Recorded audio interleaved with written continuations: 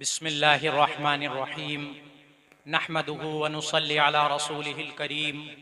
अऊज़ु बिल्लाहि मिनश शैतानिर रजीम बिस्मिल्लाहिर्रहमानिर्रहीम इन्नमल मुअ्मिनूना अल्लज़ीना इज़ा ज़ुकिरल्लाहु वजिलत क़ुलूबुहुम व इज़ा तुलियत अलैहिम आयातुहु ज़ादतुहुम ईमाना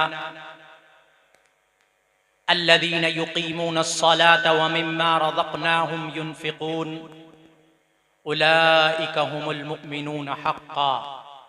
लहुम मग़फ़िरतुन व रिज़्क़ुन करीम। अन अबी हुरैरह रज़ियल्लाहु तआला अन्हु क़ाल क़ाल रसूलुल्लाहि सल्लल्लाहु अलैहि वसल्लम ला तहासदू व ला तबाग़ज़ू व ला तदाबरू व कूनू इबादल्लाहि इख़वाना रब्बि इश्रह ली सदरी व यस्सिर ली अमरी वहलुल उक़दतम मिन लिसानी यफ़क़हू क़ौली रब्बि ज़िदनी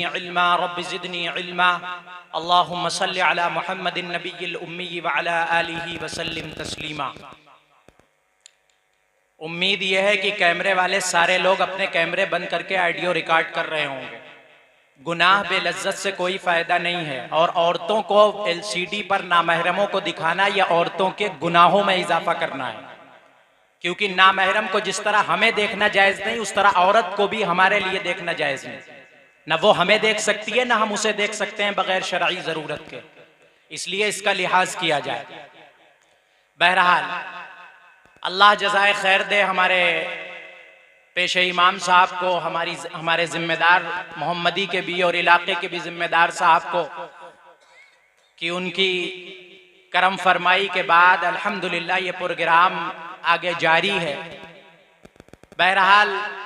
कुछ हुकूमती सतह पर प्रशासनिक तौर पर कुछ ऐसी चीज़ें हैं जिसकी वजह से प्रोग्राम मुख्तसर किया गया है और मेरे हिस्से में भी 20 मिनट मुख्तसर वक्त मुझे भी दिया गया है। कोशिश करूंगा इंशाअल्लाह उसी वक्त में मैं अपनी बात ख़त्म करूं। लेकिन मुसलमानों, आप और हम इस बात पर दिल हरगिज़ छोटा ना करें कि ये प्रोग्राम हमारा मुख्तसर हो गया। ये बात मैं बहुत वाज़े अंदाज में आपके सामने कहना चाहता हूं, क्योंकि मायूसी और नाउम्मीदी किसी मुसलमान के खमीर में हो ऐसा मुसलमान की शान गवारा नहीं करती। अल्लाह का इस बात पर शुक्र अदा करें कि प्रोग्राम हो रहा है। अगर खुदा न खास्ता ऐसे हालात बन जाते और हजरत की मुदाखलत के बाद भी कोई खुदा न खास्ता परमिशन का मामला अटक जाता तो फिर तो पूरा ही मामला खराब हो जाता। इसलिए इस पर शुक्र करें। अभी बहुत सारे साथी बेचारे शिकवा कर रहे थे कि मामला ऐसा हो गया वैसा हो गया, तो मैंने यही अर्ज किया कि अल्लाह का इस पर शुक्र अदा करें कि अल्लाह ने मौका दिलवा दिया है। हजरत हमारे दरमियान तशरीफ फरमा है, इंशाअल्लाह उन्हीं की दुआ पर इख्तिताम होगा। मेरी तो ख्वाहिश ये थी कि उनसे पहले ही मेरी बात हो जाती, वो तशरीफ लाते उससे पहले ही, लेकिन बहरहाल अब जुर्रत करनी पड़ रही है मुझे। अभी हमारे और आपके सामने रमजानुल मुबारक का वो बाबरकत और नेकियों का सीजन वाला महीना गुजरा है। जाहिर बात है, मैं समझता ये हूँ, मेरा ख्याल ये है कि यहाँ की इंतज़ामिया ने, यहाँ के बस्ती वालों ने, यहाँ के नौजवानों ने इसी फिक्र के साथ ये प्रोग्राम रखा होगा कि रमज़ान के अंदर जो हमने इबादतों में जोश व खरोश दिखाया था, भाई थोड़ा सा आवाज़ हल्की कर दें। रमज़ानुल मुबारक में हमने जो इबादतों में जोश खरोश दिखाया था, तिलावत का एहतमाम किया था, ज़िक्र अज़कार का एहतमाम किया था, दुरूद शरीफ का एहतमाम किया था, पहली सफ़ में जाके नमाजें पढ़ी थी, खूब सदक़ा व खैरात किया था, खूब ज़कात निकाली थी, जैसे अल्लाह ने जिसको तौफीक दी थी उसने अल्लाह के रास्ते में अपने आप को खर्च किया था, लगाया था, अल्लाह की इबादत में अपने आप को थकाया था। हमारे ये कमेटी के लोग, मेरा अपना गुमान ये है कि इन्होंने इसी फिक्र और नीयत के साथ ये प्रोग्राम रखा होगा कि जो इबादत की गर्मी और इबादत का जो खमीर और इबादत की जो आदत हमारी रमजानुल मुबारक के महीने में बन गई थी, अब मुसलमान उसी तरीके पर आगे 11-12 महीने जो आएंगे, 11 महीने उसी नेकियों के सीजन के साथ, उसी नमाज की आदत के साथ, उसी अल्लाह के रास्ते में खर्च करने के जज्बे के साथ, उसी तरीके पर कुरान पाक की तिलावत के एहतमाम के साथ अपने आप को लगाने और चलाने वाले बनेंगे। इसीलिए उलमा को बुलाया गया, इसीलिए इतने अहम जिम्मेदारों को यहाँ जहमत दी गई, इसीलिए शुअरा इकराम के जरिए से हुजूर अक़दस सल्लल्लाहु अलैहि वसल्लम के जिक्र पुरनूर को हमें सुनवाया गया कि आका की मोहब्बत हमारे दिल में और जलवा फगन हो जाए, आका की मोहब्बत में डूब कर दुरूद शरीफ का हम एहतमाम करने वाले बन जाएं, हदिया दुरूद आपकी खिदमत में पेश करने वाले बन जाएं, नमाजों में एहतमाम करने वाले बन जाएं, तकबीर ऊला के साथ नमाज पढ़ने वाले बन जाएं और अपने घर वालों को नमाज पढ़ाने वाले बन जाएं। मुसलमानों, अल्लाह ने हमें और आपको जो मौका रमजान का दिया था वो इसलिए नहीं दिया था कि हम सिर्फ रमजानुल मुबारक में पहली सफ में जाके नमाज पढ़ लें, हम सिर्फ रमजानुल मुबारक में ही तकबीर ऊला के साथ नमाज पढ़ लें, हम सिर्फ रमजानुल मुबारक में ही कुरान पाक का खत्म कर लें, हम सिर्फ रमजानुल मुबारक में ही इमाम साहब के पीछे तरावीह पढ़ लें, हम सिर्फ रमजानुल मुबारक में ही सदका व खैरात का एहतमाम कर ले, बल्कि एक सीजन होता है, लेकिन जिस तरह सीजन गुजर जाने के बाद दुकानदार अपनी दुकान बंद नहीं करता, उसी तरीके पर एक मुसलमान की शान ये होनी चाहिए कि रमजानुल मुबारक गुजरने के बाद वो अपनी नेकियों का एहतमाम बंद करने वाला न बने। कल भी मस्जिद के दरवाजे खुले थे, आज भी मस्जिद के दरवाजे खुले हैं, कल भी अल्लाह का कलाम मस्जिद के अंदर और हमारे घरों के अंदर मौजूद था, कल भी हमारी जेब में पैसा मौजूद था, आज भी हमारी जेब में पैसा मौजूद है, लेकिन क्या बात है, आज अल्लाह का कलाम अब 11 महीने धूल चाटेगा, 11 महीने उस पर गर्द जमेगी, किसी का इंतकाल हो जाएगा तो कुरान पाक मस्जिद से मंगा लिया जाएगा, तो मदरसे से बच्चे बुलवा लिए जाएंगे कुरान पढ़वाने के लिए, किसी के इंतकाल का मौका होगा तो हाफिज साहब को, आलिम साहब को, इमाम साहब को बुलवा लिया जाएगा और उनसे कहा जाएगा कि जरा यासीन शरीफ पढ़ दो ताकि दम निकलने में आसानी हो जाए। क्या कुरान हमें इसीलिए मिला था? क्या कुरान हमें इसीलिए अता किया गया था? क्या कुरान अल्लाह ने इसीलिए हमारे पैगंबर पर उतारा था कि हम उसको सिर्फ मुर्दों के साथ खास कर दे, सिर्फ मुर्दों के सामने पढ़ने वाले बन जाए, सिर्फ दम निकलते वक्त यासीन पढ़ने वाले बन जाए? नहीं मुसलमानों, कुरान कहता है इन्ना हादल कुरान यहदी लिल्लती हिया अक़वम, ये कुरान तो इसलिए उतारा गया था, ये कुरान तो इसलिए नाजिल किया गया था, ये कुरान तो इसलिए अता किया गया था कि हम इससे अपने लिए राह हिदायत तलाश करते, हम इससे अपने लिए कामयाबी की मंजिलें तलाश करते, हम इसको पढ़कर, इसको समझकर, इसको अपनी जिंदगी में उतार कर, इसको अपना दस्तूरुल अमल बनाकर, इसको अपना कानून शरीयत बनाकर अपने आप को कामयाब लोगों की फहरिस्त में शामिल करवा लेते। मुसलमान शिकवा करता है, कभी हालात का शिकवा, कभी किसी और चीज का शिकवा, व्हाट्सएप यूनिवर्सिटी पे जिसके देखो उसके स्टेटस मायूसी से भरे नजर आते हैं, जिसकी देखो एफबी की पोस्ट सिर्फ मायूसी में भरी नजर आती है। मुसलमानों, हमारी और आपकी कामयाबी का जामिन और कामयाबी की हमारी और आपकी जमानत अल्लाह ने अपने कलाम पर अमल करने में रखी थी, अपने नबी की सीरत को अपनी जिंदगी में दाखिल करने में रखी थी। अफसोस हमारे पास शिकवा करने का टाइम है, हमारे पास फेसबुक और व्हाट्सएप पे बहसों मुबाहिसे में हिस्सा लेने का टाइम है, हमारे पास गलत सलत बातें करने का टाइम है, होटल और चौराहों को आबाद करने का टाइम है, लेकिन नहीं टाइम है तो अल्लाह के सामने खड़े होकर के अपने हालात के बदलने की दुआ करने का टाइम नहीं है। अगर नहीं टाइम है तो अल्लाह के सामने सर झुकाने का टाइम नहीं है, नहीं टाइम है तो अल्लाह से लो लगाने का टाइम नहीं है, नहीं टाइम है तो अल्लाह से मुनाजात करने का टाइम नहीं है। मेरा परवरदिगार दुआ ऐलान करता है, अम्मन युजीबुल मुस्तर, कौन है जो बेचैन दिलों की दुआएं सुनता है, कौन है जो बेचैन दिलों को सुकून देता है, कौन है जो दुखे दिलों पर मरहम रखता है, कौन है जो जख्मों का फाया बनता है। लेकिन अफसोस हालात का रोना रोने के लिए मुसलमान के पास वक्त है, व्हाट्सएप यूनिवर्सिटी का हिस्सा बनने के लिए वक्त है, चौराहों पर बैठकर गपशप करने के लिए वक्त है, लेकिन अल्लाह की किताब को खोल करके अपने मसाइल हल करवाने के लिए उसको पढ़ने का वक्त नहीं मुसलमान के। अल्लाह के प्यारे पैगंबर अलैहिस्सलातु वस्सलाम अपनी मुबारक जबान से इरशाद फरमाते हैं, इन्नल्लाह यरफ़उ बिहाज़ल क़ुरआन अक़वामा व यज़अउ बिही आख़रीन। ये कलाम ऐसी चीज है, ये अल्लाह का कलाम ऐसी चीज है कि इस पर जो अमल करता है, इसके मुताबिक जो जिंदगी गुजारता है, इसको पढ़ करके, इसको समझ करके, जो नबी की सीरत को पढ़ता है, नबी की सीरत का दीवाना बनता है, नबी के अखलाक को अपनी जिंदगी में उतारता है, नबी के किरदार को अपने अंदर उतारता है, नबी का आशिक बनता है, नबी से मोहब्बत करने वाला बनता है, नबी के तरीके को अपनाने वाला बनता है। अल्लाह अपने नबी की ज़बान से ये इरशाद फरमाता है, इन्नल्लाह यरफ़उ बिहाज़ल क़ुरआन अक़वामा। कौम की कौमों का अल्लाह बेड़ा पार लगा देता है जब अल्लाह के कलाम से रिश्ता जोड़ लिया जाता है। और अल्लाह के पैगंबर फरमाते हैं वयज़अउ बिही आख़रीन। यही कलाम इलाही, यही कलाम इलाही जब अमल में नहीं लाया जाता, जब इस पर अमल नहीं किया जाता, जब इसके मुताबिक जिंदगी नहीं गुजारी जाती, जब इसको अपना दस्तूरुल अमल नहीं बनाया जाता, जब इसके मुताबिक आपस के इख्तिलाफात के फैसले नहीं करवाए जाते, जब इसके मुताबिक अपनी जिंदगी को गुजारने का अज़्म नहीं किया जाता, तो अल्लाह इसी कुरान पाक पर अमल न करने की बुनियाद पर कौम की कौमों को तबाह बर्बाद कर देते हैं। आज शिकवा हमारे पास है, लेकिन सच बताओ, इतने बड़े मजमे के साथ मेरे भाई, हम अपने आप से सवाल करें और आप अपने आप से सवाल करें, रमजानुल मुबारक गुजरने के बाद क्या मस्जिदों में नमाजियों की जो कैफियत थी वो आज बाकी है? क्या कुरान पाक की तिलावत जो हमारी माएं बहनें घरों में कर रही थी, क्या आज वो तिलावत हो रही है? क्या मस्जिद के अंदर जो तिलावत का एहतमाम हमारा नौजवान कर रहा था, नहीं पढ़ पा रहा था तो पास के मौलवी साहब से कह रहा था कि कुरान पाक सुन लो, सही पढ़ रहे हैं कि नहीं पढ़ रहे, क्या आज वो फिक्र हमारे अंदर मौजूद है?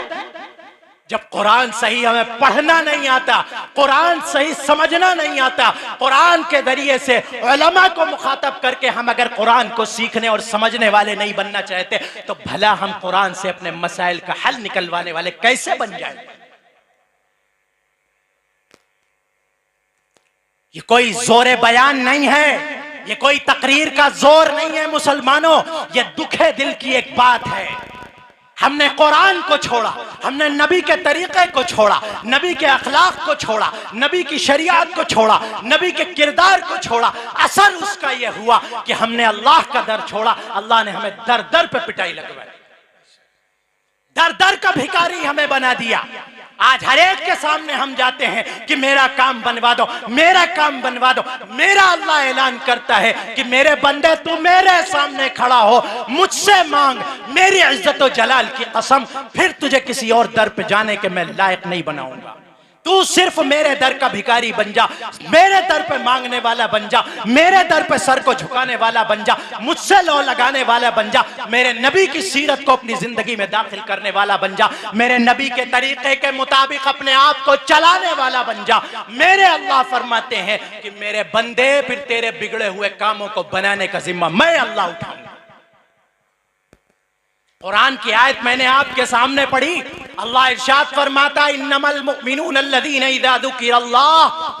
ईमान वाले वो लोग हैं जब अल्लाह का जिक्र उनके सामने किया जाता है, अल्लाह की याद उनके सामने बयान की जाती है, अल्लाह का कलाम उनके सामने पढ़ा जाता है, अल्लाह के नबी का तज़किरा उनके सामने किया जाता है, अल्लाह के नबी के असहाब का तज़किरा उनके सामने किया जाता है। इज़ा तुलियत अलैहिम आयातुहु ज़ादतहुम ईमाना, जब ये कलाम पढ़ा जाता है तो उनका ईमान बढ़ता है, उनके ईमान के अंदर बढ़ोतरी होती महसूस होती है। वो नेकियों पर करने का और पुख्ता इरादा करते हैं, वो और नबी की सीरत को अपनी जिंदगी में दाखिल करने का अज़्म करते हैं, वो और नबी की सीरत से मोहब्बत करने वाले बन जाते हैं। लेकिन अफसोस मुसलमानों, हम पर और आप पर, इन हालात के बावजूद, इस बदलते हुए हालात की करवट को महसूस करने के बावजूद, आज भी हमारा रिश्ता मस्जिद से कमजोर है, आज भी हमारा रिश्ता दीन के रहनुमाओं से कमजोर है, आज भी हमारा रिश्ता कुरान से कमजोर है, आज भी हमारा रिश्ता नबी से कमजोर है। फिर उसके बाद हम कमजोर नहीं होंगे, हम हालात के मारे नहीं होंगे, हम हालात के सितम खुर्दा नहीं होंगे, तो कौन होगा? पुख्ता इरादा करो मुसलमानों, मैं भी इरादा करता हूं और आप भी इरादा करिए कि इंशाअल्लाह उलमा के पास जाएंगे, उनकी खिदमत में जाएंगे, उनसे दरख्वास्त करेंगे कि हमें दीन के मामलात को सिखाइए, हमें दीन के मामलात को बताइए। और इरादा करें हम और आप, चाहे शादी का मौका हो, चाहे मैयत का मौका हो, चाहे कोई रस्म और रवाज का मौका हो, चाहे जलसे जुलूस का मौका हो, कोई मौका हमारी जिंदगी में आए, हम अपने रहबरों के पास जाएंगे, अपने जिम्मेदारों के पास जाएंगे और उनसे दरखास्त करेंगे कि हमारी दीनी रहनुमाई करो। और अगर खुदा ना खास्ता अल्लाह ना करे, अगर आपका कोई दीनी जिम्मेदार आपकी रहनुमाई नहीं करेगा तो अल्लाह के यहां उसको जवाब देना पड़ेगा। लेकिन उससे पहले हमें मोहताज बनकर जाना पड़ेगा, हमें प्यासा बनकर जाना पड़ेगा, हमें जरूरतमंद बनकर जाना पड़ेगा, हमें मरीज बनकर दीन के डॉक्टर के पास जाना पड़ेगा और दरखास्त करनी पड़ेगी कि हमारा ये काम नहीं बन रहा, मौलाना साहब बताओ कैसे ये काम बनेगा, हम ये काम कामयाबी के साथ नहीं अंजाम दे पा रहे, मौलाना साहब बताओ कैसे ये काम बनेगा। अफसोस अफसोस अभी मुझसे पहले हज़रत मौलाना तैयब साहब ने फरमाया और उससे पहले हज़रत मौलाना यामीन साहब फरमा रहे थे कि कुरानी तालीम की तो बड़ी दूर की बात है, हमारा कुरान पढ़ने का जो पढ़े पढ़ाए हैं उनको ही तौफीक नहीं हो रही है, तो अपनी नस्लों को कहां से कुरान पढ़ने की तलकीन और तबलीग की जाएगी। मुसलमानों, ये कुरान अगर हम नहीं पढ़ेंगे तो हमारी कब्रों पर कुरान पढ़ने वाला हमें नहीं मिलेगा, हमारे घर में बरकत के तौर पर कुरान की तिलावत करने वाला कोई नहीं मिलेगा।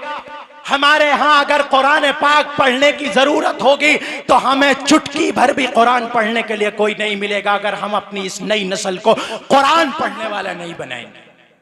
इसको मकतब से जोड़िए, इसको दीनी मकातिब से और मदारिस से जोड़िए अपनी नस्लों को, वरना ध्यान रखो इन आंखों ने वो मनाजिर भी देखे हैं, मैंने पहले भी यहां बयान किया और फिर आपकी खिदमत में अर्ज कर रहा हूं, इन आंखों ने वो मनाजिर देखे और सुने और पढ़े हैं कि बाप के जनाजे को कांधा देने के लिए बेटा 7 समंदर पार से आ गया, लेकिन उसको पढ़ने के लिए, उसको समझने के लिए कि बाप के जनाजे पर क्या पढ़ा जाएगा उस औलाद को नहीं मालूम था, क्योंकि उसने कभी किसी मदरसे का मुंह नहीं देखा, उसने किसी आलिम की खिदमत में जानुए तलम्मुस तय नहीं। आप ये समझते हैं कि मौलवी अपने लिए कह रहा है, मौलवी मदरसे के लिए कह रहा है? नहीं, हमारी और आपकी नस्लों का ईमान बचेगा तो इन दीनी किलों के जरिए से बचेगा। हम और आप अगर मुसलमान कहलाए जा सकते हैं तो इन्हीं दीनी किलों का तहफ़्फ़ुज़ करके, इनमें अपना ताउन पेश करके, इनमें अपने बच्चों को भेज करके ही बन सकते हैं। तबलीग की मेहनत होगी तो उसको करने वाला, उसको कराने वाला किसी मदरसे से जुड़ा हुआ होगा। नमाज के लिए मस्जिद में इमाम साहब ढूंढा जाएगा तो वो किसी मदरसे का पढ़ा हुआ होगा। नमाज के मसाइल बताने के लिए किसी आलिम को पूछा जाएगा, किसी आलिम को बुलाया जाएगा तो वो भी किसी मदरसे का पढ़ा हुआ होगा। आज सबकी टेढ़ी निगाहें इन मदारिस पर इसीलिए लगी हुई है क्योंकि वो जानते हैं कि ये हेडक्वार्टर है, ये हमारे दीन की हिफाजत का महफूज किला है। अगर हमने इसके अंदर सुराख कर दिया तो हम अपने तमाम इरादों में कामयाब हो जाएंगे, और अगर मुसलमान अपने इन दीनी किलों की हिफाजत कर ले गया तो फिर मुसलमान अपने ईमान की भी हिफाजत कर ले जाएगा। इसलिए कोशिश करें मुसलमानों, हम और आप, कि पहली बात अपने दीनी मकतब में अपने बच्चों को जरूर भेजें। उनको कलेक्टर, प्रोफेसर, इंजीनियर, डॉक्टर बनाने से पहले सच्चा पक्का मुसलमान बनाने की कोशिश करें, उनको साहिब ईमान बनाने की कोशिश करें, उनके अकीदे को मजबूत करने की कोशिश करें। आज गली कूचों में सोशल मीडिया का दौर है, जहां देखो वहां खत्म नबूवत पर हमला करने वाले दीन के डकैत मौजूद हैं। हजरत सहाबा की इफ्फत और अस्मत को तार तार करने वाले दीन के डाकू मौजूद हैं, जो लेबल दीनदारों का लगाए हैं, शक्ल सूरत दीनदारों की बनाए हैं, लेकिन वो सहाबा से बदजन कर रहे हैं, नबी की सीरत पर हमला कर रहे हैं, खत्म नबूवत के ताज पर हमला कर रहे हैं। अगर हमने और आपने अपनी नस्लों के अकीदे को दुरुस्त नहीं किया तो आगे आने वाली नस्ल हमारी मुसलमान होगी या नहीं होगी, इसकी गारंटी भी हमारे पास नहीं है। इसलिए हम और आप ये फिक्र करें, ये जज्बा अपने अंदर पैदा करें कि पहली बात जो मैंने पहले भी अर्ज की थी वो फिर अर्ज कर रहा हूं कि आपस के ताल्लुकात को, आपस के इत्तिहाद को मजबूत किया जाए, आपस के मामलात को, आपस के इख्तिलाफात को ख़त्म किया जाए। वकूनु इबादल्लाहि इख्वाना का मिस्दाक बना जाए, भाई भाई बनकर के जिंदगी गुजारी जाए और अपने बच्चों को जो तालीम दिलाना है वो दिलाई जाए, लेकिन उससे पहले अपनी नस्लों के ईमान की हिफाजत का इंतजाम जरूर किया जाए। अल्लाह से दुआ करें कि अल्लाह मुझे भी और हम सब को कहने सुनने से ज्यादा अमल की तौफीक नसीब फरमाए। व आखिर दावाना अनिल हम्दुलिल्लाहि रब्बिल आलमीन।